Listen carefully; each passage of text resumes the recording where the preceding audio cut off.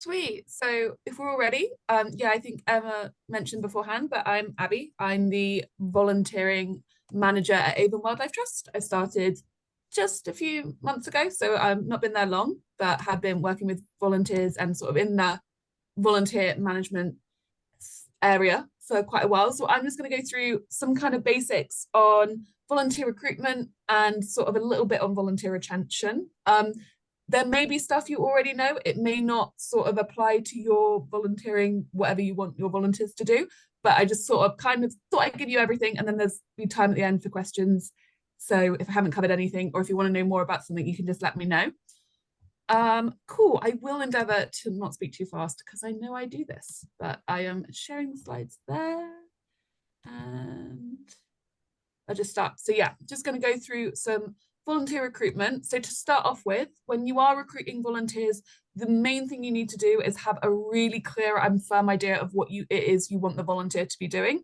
Kind of sometimes goes without saying, but oftentimes volunteers will rock up. There maybe won't be tasks available for them to do. They won't feel included or part of the project. And that can lead to volunteers kind of dropping off quite quickly or not feeling really invested and not giving kind of that extra push, which sometimes really helps with your own projects. On top of that, also try and make sure where you can that the role is accessible and inclusive. So I sent to Emma, and I'm sure she'll share with you, there is an amazing guide which goes through how to make your volunteer roles more inclusive and more accessible to everyone. It covers the language to use when you're presenting the volunteer roles and things to think of. And it was created, I believe, in Wales. And it's just really, it has all the different kind of areas where you can focus on if there's certain things you want to increase your inclusivity with. But it's an excellent guide, which Emma is going to share with you.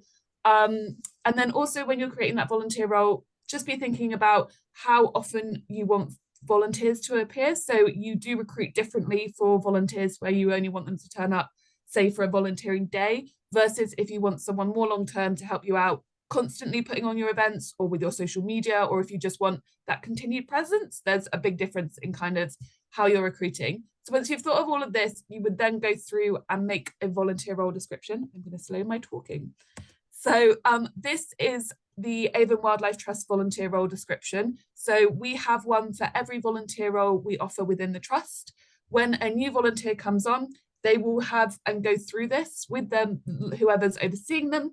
They'll go through it and they'll just tick everything off. So the benefits of kind of having a volunteer role description is that it gives whoever's applying or whoever's interested in volunteering with you a really key idea of exactly what's going to be expected of them. They can look at whether or not they want to continue. They can have a really firm idea of what's going on. And it also means if there's any additional training or anything else that they're interested in, they can kind of see where they can fit that in and they can have that discussion with you at the beginning.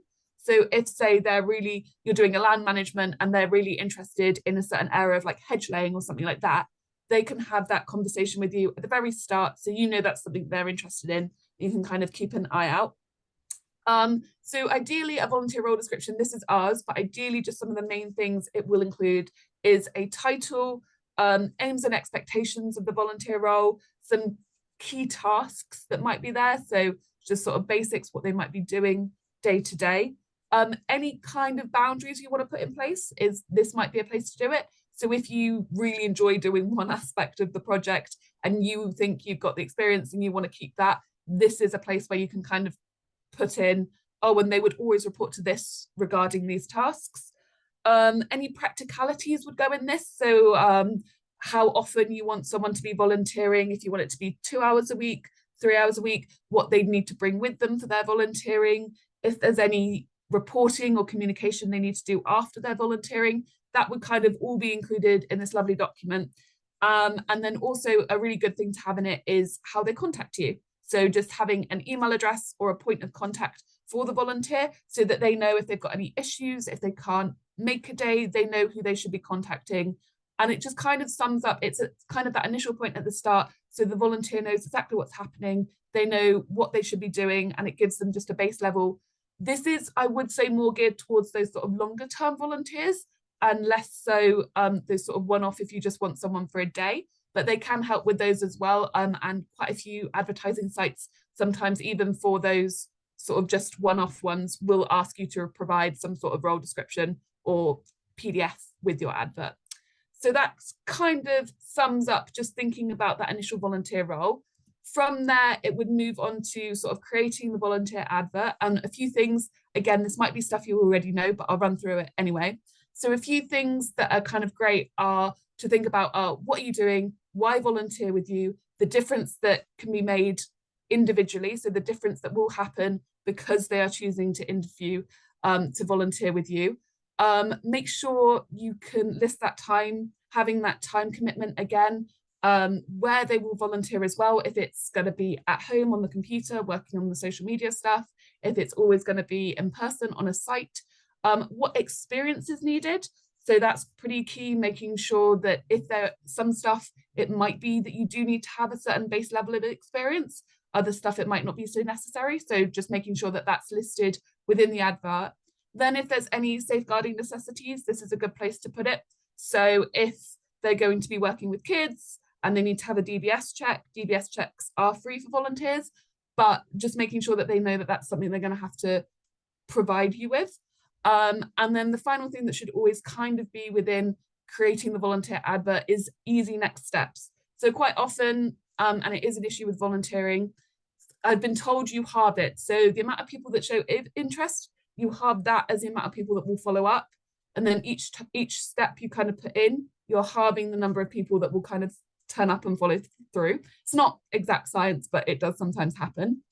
So if you can make sure those next steps are really clear, exactly what's going to happen, and also the timing around that. So say you express interest in this volunteer role, the deadline for that is the 15th. We will let you know if you've been successful by the 20th, and you will start volunteering on the, 28th. Making sure that those steps are really clear just in the interim, so people know and already have those dates in their mind, really helps that drop off there and sort of prevents that from being as intense.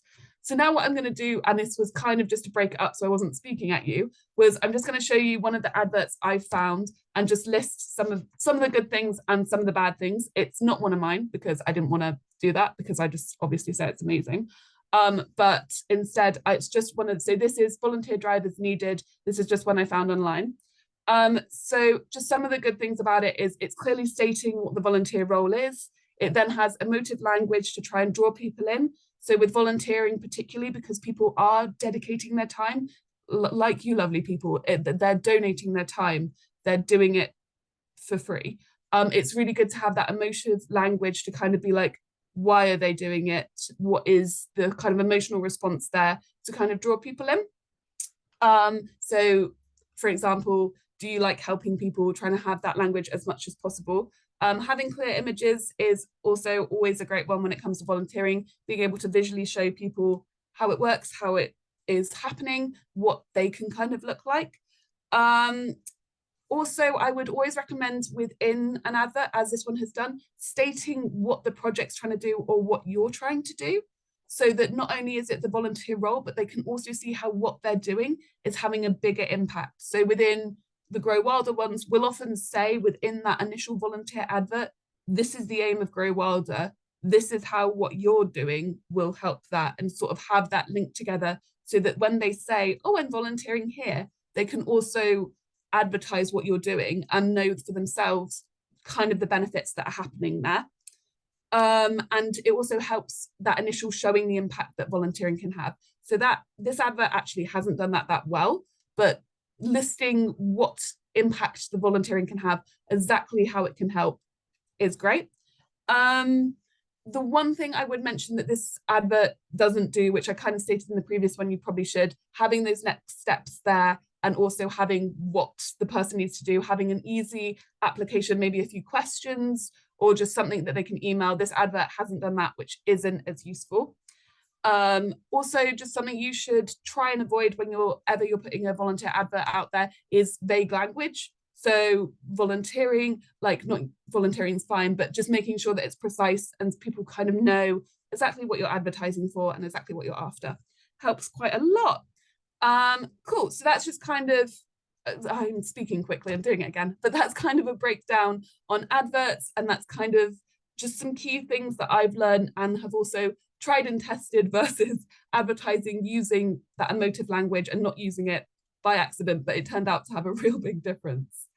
Now what I'm going to do, and endeavour to slow down, is just talk about some of the places where you can advertise for volunteers. So I will firstly just say, if you ever do have a volunteering thing that you need AWT to advertise, Emma will absolutely send through my email address, and I send out a monthly newsletter to basically everyone who wants to subscribe to it, who wants to find out more about volunteering with Avon Wildlife Trust. And I'm always happy to advertise anything on there. So if you do have anything, you can send it through to me and I'll put it out there. But the first ones, and this may be stuff you've thought about, but one of the best places, particularly for one-off volunteering, is the university websites. So these places I try and primarily advertise for one-off volunteering or project volunteering. So if, say, you want to have someone there for about 6 weeks to help you set up a website and teach you how to use the website, and that is all you want them to do, universities are really great for that. A lot of the students often have sort of placements they need to complete and things like that, which is about 60 hours. You can go on there and you can have it specifically set as a placement. And that's really useful. You get a lot of university students that are interested in that. One-off volunteering is also really great because there's often university students who are looking to increase their resume, or they are looking to kind of get that initial understanding of how the industry works, but they don't necessarily have the time to dedicate once a week, every week to a project. So I would definitely, for those kind of 2 areas, recommend advertising on university websites. There's then environmental specific websites. So just a few that we advertise on is environmental jobs, Guardian charities. You can volunteer. You can sometimes post volunteering on there, but their censorship is quite intense, and charity jobs.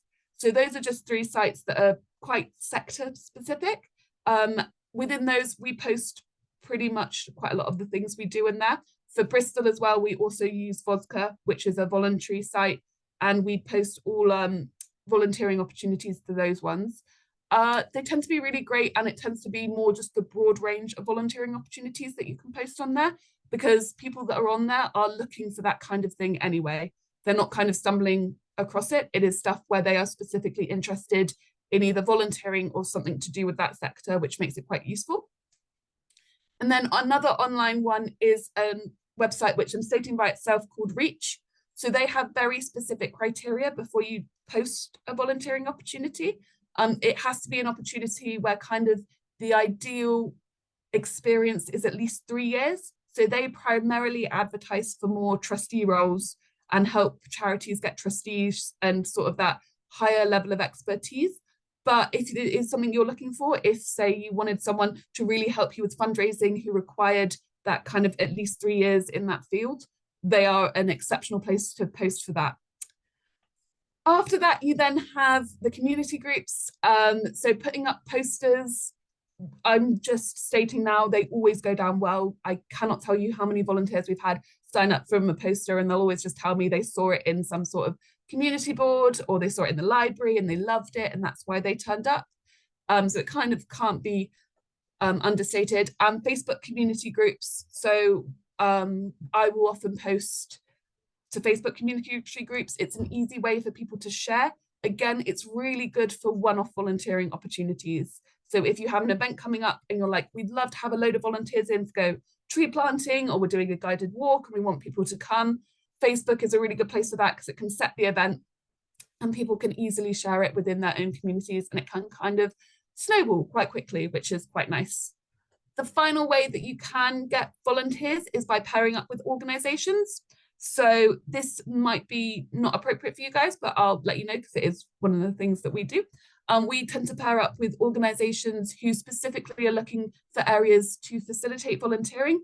It's usually primarily for young people. So just to name a couple of organizations I've worked with in the past, not yet at AWT, but I have worked with in the past, is 1625 Independent People. So they're an organization that specifically works with people who are trying to get ready for the workforce, and they sort of help get them those skills, and also preparing for adulthood, which is for kind of neurodivergent individuals, again, getting them those skills that can then make them ready for the workplace, such as timekeeping, working in a team, teamwork, some land management skills, but not always. So those are organizations that you can often message and say, hey, if you've got a specific thing, I've got a load of space for this, if you'd be interested. It doesn't always work out, and it does tend to be quite a lot of paperwork. So it kind of does need to be something you're quite committed to. But when it does work out, it is great. And there are people that might not otherwise have got the opportunity to volunteer within the environmental sector. So that is just a breakdown. I have words splurged at you, but that is just a breakdown of kind of advertising volunteers. So that's kind of what I've got on the recruitment side. And then I'm kind of going into more now, which I hope you guys are interested in, like what you do once you've started that recruitment, and it's then more choosing the right volunteers. So I kind of go through, I'm just going to go through the process. Obviously, whatever is the right volunteer is right for you guys. But if you are looking more at a long-term volunteer, I would suggest within the advert they had something that they had to do. So just an expression of interest where they can answer maybe a few questions. So some of the questions we ask are, why are you interested in this role specifically? What are your time commitments? Because even though you state it sometimes in the advert, people might have varying degrees of time commitment that they can give. And what drew you to volunteering with us? These tend to be just like 3 kind of questions that work quite well with people, getting them interested, and it's quite an easy one for people to fill out. Once you have selected your volunteers, we have what we call an informal discussion with them. Having an informal discussion quite quickly afterwards really helps kind of for those volunteers that you want to be with you longer, I'm not just talking at this stage about sort of one-off volunteering, but for those ones that you want to be with you a bit longer and help out a bit more intensely with your project, having an informal discussion with them tends to really help that drop off. It helps them get invested in the project. It helps you learn a bit more about why they're volunteering. Sometimes it helps them bring their own views into it, which again helps with that investment. And all of that kind of cements them more and helps retain them as a volunteer because they get impassionate. They're hearing about your amazing projects. They want to be involved. They want to help you. And it kind of helps that drop off period and helps them be more invested. So they're more likely to stay and volunteer for longer. So after you have selected some volunteers to have an informal discussion with them, just some of the key things to ask them about are tasks and experience. So are they happy with the tasks? Is there anything else they'd like to do? What level of experience they have in it? If there's something else they'd like to gain experience in. Why they want to volunteer with you is always just a great one because it can often be a message then you know what to then advertise to other volunteers, and also benefits. So these might be benefits in the mind of if we're growing some plants, you might get a plant sometimes, or it could be benefits in stating that you will be a reference for them, or that they might gain skills, or they might receive additional training. So kind of stating those in that informal discussion helps set expectations, but also means they're more likely to be retained as a volunteer because they know, oh, there's also lots of lovely things, though I'm doing a great thing for my community and I'm helping, there's lots of lovely things that I can also benefit from this, which works really well with volunteering.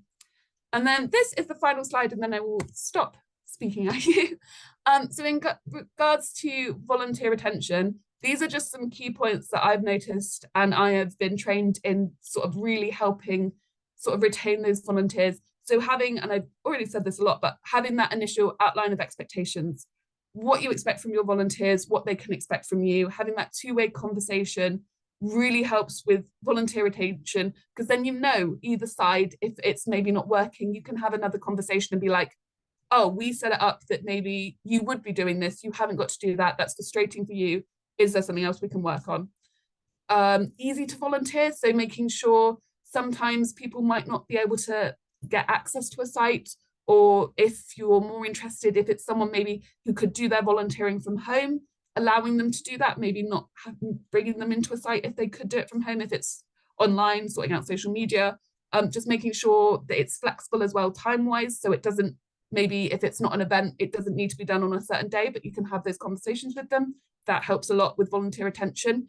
In regards to being easy to volunteer, that doesn't have to be the case all the time, but as long as there is that flexibility, or is that there is that conversation, that tends to help quite a lot. Clear communication, so keeping contact with your volunteers, letting them know, having those conversations with them whenever you can, sort of updating them on things and how things are going. That tends to help with volunteer retention because they remember you. They're a bit like, oh yeah, this is us. So that's for both one-off volunteers, And for sort of continuing volunteers, sometimes if it's one-off, it's just a reminder, just say, oh yeah, there's another event coming up and I really enjoyed the last one, why not go? For sort of more ongoing volunteers, it helps them gain investment in the project and what you're doing and feel a part of it. So it tends to then help them want to stay along because they're like, oh, we've been working hard on this for a while. I'm gonna keep being involved. Volunteer appreciation and thank yous never go amiss. It doesn't necessarily need to be anything, but just saying thank you, recognizing what volunteers have done. So saying, thanks to you, we were able to plant this many trees, and by myself, I could have only done this many. Just making it clear the effect that they've had. And then training. So if you do find out that your volunteers are interested in something, doing your best to maybe set something up, or just saying, okay, if you are interested in that, put together a plan, let's see if we can do it, and having them sort of be training so they know that what they're passionate about, what they're interested in, they can focus on. So yeah, I spoke too quickly, but that is kind of a really condensed breakdown of volunteer recruitment and retention with just some key facts. I have noticed that while I've been doing this, I might just stop sharing my screen if that's okay with everyone. I have noticed while I've been doing that, there is a chat and I just did not see it. Oh, okay, it seems like the questions have been answered. That's great. I think there was maybe just one more. I don't know if I think I missed it as well. So when you were mentioning platforms where you could advertise volunteering positions, there was environment jobs, charity jobs, Vosca, and then Reach posters, Facebook. Was there one in between there that you said was? So the only other one is The Guardian. So The Guardian do sometimes post volunteer jobs. I will be honest, it's not one I'd maybe recommend because they tend to be quite hard to get a volunteer job in and it's quite a slow process. So they check everything you kind of put in because I've tried to advertise volunteering opportunities there before. It tends to be quite a slow process and it tends to, they tend to, I found, sort of edit the advert quite a lot. So sometimes then I've looked back at it and be like, oh, I want this taken down because it's maybe not what I was trying to advertise. But if you do want to give it a go, it is one that works and we've had great volunteers from it. But it's a little bit more of the difficult one. So I wouldn't necessarily recommend it as a first choice.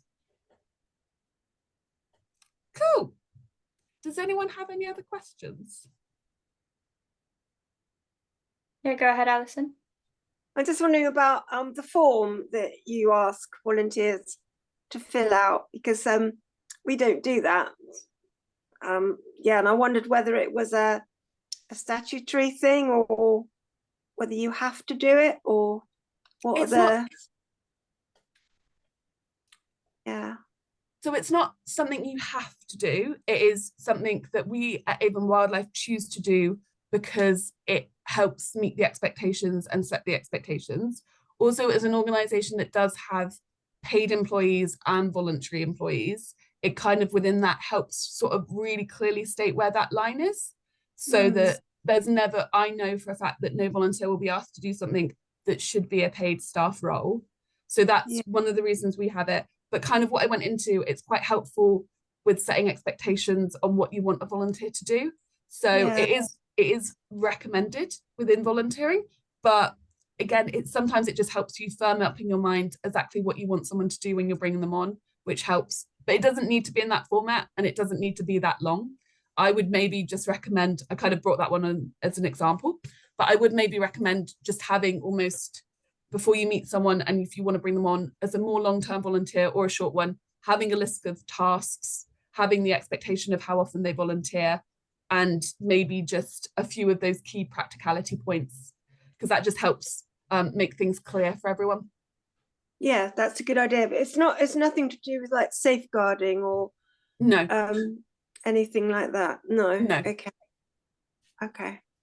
And we can share that that form as well with you guys if you want to use that as a template and tweak it in whatever ways work for your group. Yeah, that would be good. Yeah, it's interesting. Thank you. Cool. We're trying to recruit some more volunteers because there's only 4 of us and it needs to be a few more if possible. So we were talking at our meeting a couple of weeks ago about having some posters, you know, and I was thinking about most posters are A4 size. So you've got to have your logo on You've got to have the name of who you are, and there isn't much space to put much else. Like you say, it's like, what would you definitely have, and what would you kind of would be nice to have, all the frilly stuff. I would definitely have sort of the like how to apply, next steps maybe in the bottom, or Yeah. what I've done is I've put, and this might be, I've started to put QR codes in some of the posters so people can scan it and it takes them to an online advert, which tends to be quite useful because as you say, then there's all the information there. But having that, you could just have that to the side, that doesn't need to be in the middle. But I would have what the volunteer role is, with maybe kind of like that poster I showed with just a few of the expectations. So just a little bit of a, say if you were having one for tree planting, saying trees, tree guarding and digging there. That would be probably the biggest one, because then they know exactly what they're coming in for and they're not going to be surprised. Yes. Yeah, no, fine. Yeah, lovely, thank you. How to apply. Right. And kind of linking on from Emma's question there, you mentioned on that example one that you showed with the drivers, that you thought maybe they could have asked better questions in terms of what next steps they could take. What sort of thing would you recommend there? Because it had sort of to find out more, email or ring. What other next steps would you say are good? So in my experience, kind of limiting how much people need to go to you to get information after initially seeing the advert helps more people apply. So if you said, what I would have done is apply telling us why you want to be involved here. Like email here telling us why you want to be involved. And then they can email you telling you why, and you can say, if they've got any questions, they can ask it within that email. But then that's sort of driven out that back and forth that happens there, because you tend to get quite a lot of drop off in that initial conversation of people having to, you know, email you and apply, and then they find out, and then it might not be something they're interested in, or they might forget about it, and then they've got to within that email be told, oh, and here's all the extra stuff you need to do. So if you're happy to kind of just have a couple of questions initially, and you could say, send us an email with why you think you'd be great, or email us with why you want to volunteer at, and have your email address, that kind of helps break it down and make the process quicker for both you and them, with less kind of back and forth admin. Out of curiosity and based on your experience, what are the main barriers for people to, like, once they've signed up and they kind of volunteer for, let's say, a couple months, and then they just go silent and drop? Like, what are the main reasons and potentially barriers for people to do that, and how to, again, keep them? So it's probably a big one, and it's probably why I've gone on about it a bit, and sorry. A lot of people will say they kind of didn't feel like they were being utilized. So it might be they were brought on, they were really excited about volunteering, and there was a list of all this cool stuff they could do, and then it never kind of eventuated, that's not the word, I don't think that's a word, but it kind of never really became realized. So they were then kind of in the group, and they were maybe coming to meetings, but because they hadn't either been brought on, or because that expectation kind of hadn't been met, they'll then slowly drop off, because there's an element of them going, oh, there's not much for us to do, or I'm not really needed. And it might just be, oh, you were, but we maybe didn't have it ready, or we hadn't thought how to hand it to you, or we thought you'd come in and get it. But having kind of that initial meeting where it's, this is what we will ask you to do, what do you, almost that conversation of what do you need to be able to do this, sort of helps that retention and stops that initial drop off. So that's what I'd say. And then there's also other barriers, but they tend to be about accessibility, if people can get to a site, if people do have time, if people are able to, if they're not working full time and things like that. So for instance, when I volunteer, part of the fun, obviously, it's the task itself, it's the entity and the task, but also the networking with the other volunteers. But is it something that the institute should take initiative with, or is it something that organically happens within the volunteers? And based on your experience, what, or maybe both, like what works best, and what would you advise? So I think it's a little bit of both. So I think naturally, if you get a group of people together who are all excited and all volunteering, doing the same thing, they often end up chatting and having a great time. I would recommend with like most volunteering situations, which is probably something you already do, you'll maybe have a cup of tea or you'll have a break at the end, have a little bit of a thank you, maybe some biscuits, and having that element of it tends to be what people really enjoy, which is that networking. And as well, then they get to meet people, and often there's kind of that verbal, oh yeah, I'll see you next time when we do this again. And then when people come back next time, they get remembered, and it's kind of a routine, becomes a routine for people. Also, through meeting people, you are more likely to re-volunteer if you have had that social aspect, and it's not just you turn up, you go, because it helps volunteers, I think, as well, really feel like they're being valued and appreciated within that volunteering moment. And it's not, oh, they wanted us to do something and then they clearly wanted us to leave. Does that make sense? I hope that answered the question. Is that the question? And I'm thinking about, obviously it depends on the size of the organization, but I know that Avon Wildlife Trust has or had a volunteer forum, and I think it might be interesting for you to speak about it a bit. So for for the others to hear what that is exactly, and what's the advantage of having a volunteer forum. Cool. Yeah. So I'm actually restarting it. I only started in September, but we've got our next volunteer forum on Tuesday. And for us, like, I love the idea of a volunteer forum because it is a chance for volunteers to kind of weigh in on what the trust is doing and what, like, the level of communication, what we can basically be doing better. So it's kind of a chance for me to talk about any big movements that are happening within the trust so people stay updated in what's happening, but also a chance for people, if they want something to be done different, or if they want more communication, or if there is a concern, for them to bring it up. So that's kind of what the volunteer forum will be doing. I will be talking a little bit about some changes that might be happening, a bit about the level of communication that's currently happening within the trust and its volunteers, and then also just having an open line of communication for people to go, I'm not happy with how volunteering in general does this. And I can go, okay, well, I can work on some solutions, and I can message you and I can see what I can do to get it fixed. Or, you know, if they want certain things, I can kind of look and see if it's a possibility. Oftentimes it'll be stuff that I either have no control over or cannot get for people. So I will have to unfortunately be like, I agree, it'd be great if we could have that, but I don't think that's going to happen. But it's kind of being that honest and open, and being, you know, able to sort of say, yes, that can happen and it's something I can do, or no, I'm really sorry, but I can look at it and I can tell you why, at least. On a slightly different note, how do you engage with, obviously there are different communities, and there are different communities in terms of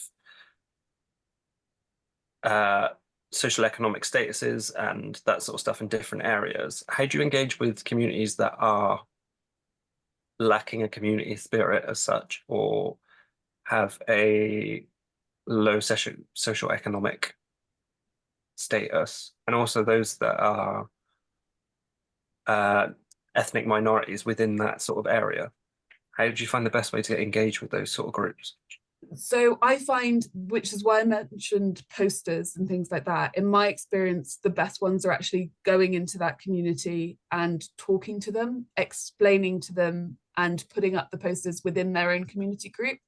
It does help within that, I would say, to almost have a champion, or to get someone, a community person on board who is, you know, really happy with what you're doing, and can kind of vouch for you, because I don't know, but if you're not part of that community, they can sometimes be a little nervous, which is very understandable. But having someone there who is kind of confident in what you're doing and why you're there.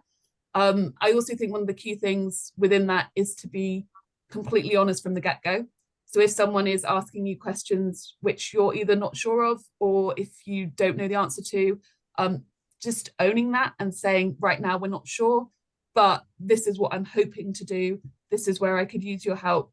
So I found going into those community spaces. I've also run workshops on volunteering. So it was kind of, we'd go in, and it was, the ones I've been to have been knitting groups, knitting again coming up. Also mother groups, like Mum and Me type groups. And I've gone in theirs, and I've had maybe a few little props. So some fun things that people can do. Or maybe I had once like a little wildlife spotter, so they could spot different things, which I was then giving out. And I would tell them about volunteering, how we could work it around their time, what we were hoping to do, and the benefits. So sort of running almost a workshop within that community. But yeah, I'd say sort of making sure you're honest, going to them and going to their communities is helpful. And then also maybe reaching out to someone initially and saying, this is what I want to do, because they can also give you a lot of guidance on those different communities, because they do tend to be so like can't kind of speak, one doesn't match another one and everything like that. So they can be so diverse that sort of speaking to someone and directly saying, with your community, how do you think that would be best? Is this appropriate? Is this the right time? They can give a lot of guidance. And I think maybe something to add from that we've learned from our colleague Ty, who runs the Next Door Nature Project, I think some of you have met her as well, is that she was often going into areas that didn't have that sense of community. So they didn't have a community centre or an established group. And she liked to go into what she calls bumping spaces. So anywhere where you're likely to bump into someone. So she went in the chippy, she went in the pub, she went in the hairdresser, local supermarket. So it may not be that they have a nice established community centre where they're doing nice voluntary work, but chat to people in the chippy, and then you start to find out who is it in that community, like who would you go to if you had a question about XYZ. And then she started hearing the same names over and over again, and then managed to get introduced to the same man who that she'd been told about in the chippy, in the pub, in the hairdresser. And then they were, like you said, Abbie, that champion who people were then willing to follow them. And that's how the movement started in areas that maybe were a bit harder to reach. I think, yeah, when I've like volunteered previously in places, I think like having a group of volunteers and keeping them all happy and, you know, creating that real community spirit where people really want to be there and really care about what they're doing and care about each other is a real skill. And I know Carol Stone at Alice Park was just so good at it. And also with gardening, there's periods when there's not actually that much to do, and you'd always find something to do, because our garden is quite wild and everybody wants to weed it. So, but I don't want to weed it, so I'm saying, no, leave that dandelion there. They think you're mad. A bit potty. So yeah, I've got to think about that then. I've just written down relabeling. That could take a couple of sessions, like relabeling the plants because the labels have fallen off, and yeah, so that there's other things to do apart from tidying up. Yeah, but thanks, that's all been really interesting. So how many ways you have to, or the volunteer leads have to contact their volunteers? Like, so you write the newsletter. It might be, I don't know if it interests the group to get a bit of like, how do you structure the newsletter, for instance? But then do you guys have like a WhatsApp group as well? Like, is there like what channels do the volunteer lead or someone that is leading the group has to chat to their volunteers and for them to like communicate quickly?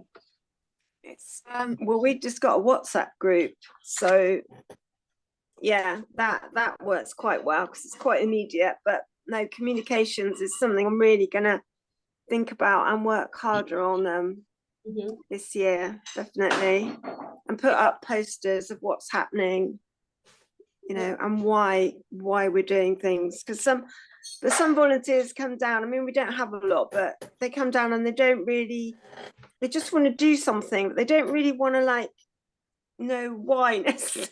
They just sort of want something to do. Do you find that, Emma, that they, you know, just do something? They don't want to know the value of what they're doing particularly, but it's just like a mindful thing, a bit like picking up your knitting. It's a bit like that. Yeah, it is. I mean, sometimes it can only be me and one other volunteer, and then other times we make it quite open.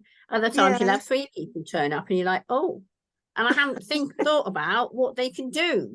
Like you say, it's like, you know, there's so you always in the back of your mind you're thinking, but then saying that they're only there for an hour and a half. By the time I've done a tour and had like you say, a chat with them and things like that can take sometimes 40-45 minutes. And in that time I'm rushing through my head, what can I get them to do? So yeah, it's being prepared to have those little jobs on the side that if more people turn up, that you can actually give them something to do and they can see that it's worthwhile them doing. Apart from wanting to pull up my dandelions, which just just leave them alone.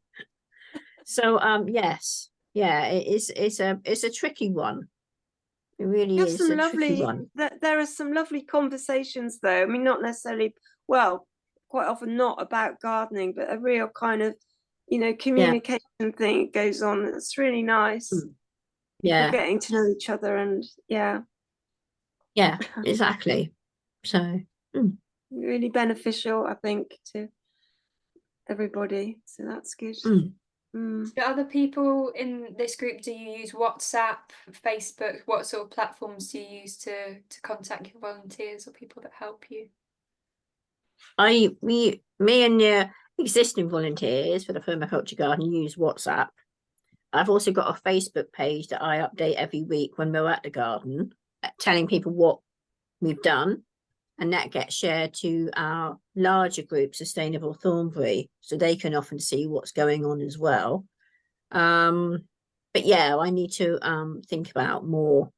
Yeah, we need to start putting some posters up and things like that. I'm not great at Facebook, so again, it's really difficult. Yeah, because of what social media stream to use. For another volunteering thing I'm doing, we're going to start using Instagram, but the information we put on between Facebook and Instagram is going to be different because you're targeting different audiences. So I've got to get my head around that. I don't use Instagram, but I will be for that. So yes, it's all yeah. But yeah, there's just so many out there, you know, different stream. I mean, what do you think, Abbie? Do you advertise on everything? Yeah. Yeah, Yeah. we do. We advertise. So it's kind of, I put everything on the website and then use the website to send adverts to all the places I kind of listed. And then occasionally I do ask George, I must admit, I'll be like, George, can you do a little boost of it? And he'll chuck it up or something up on Facebook or Instagram and make it look really good for me, which is quite useful. Yeah, that's what I mean. It's having that yeah. Yeah, I guess it's also the capacity that you have. So even like with George, he's kind of a one-man team. He is our comms man, and that's for Avon Wildlife Trust. So I can see why if you're running your own groups, for you to run the session, plan it, and do the comms, that's quite a lot. So I think whatever feels easiest for you, if you can't do all the different platforms, whatever one feels right for you is also just good. Yeah, if you have any other volunteering questions, or like I said, if you do want like Avon Wildlife Trust to promote any volunteering opportunity or an event or something, just let me know and I can put it in our newsletter and can have it sent through. So yeah, feel free to send it.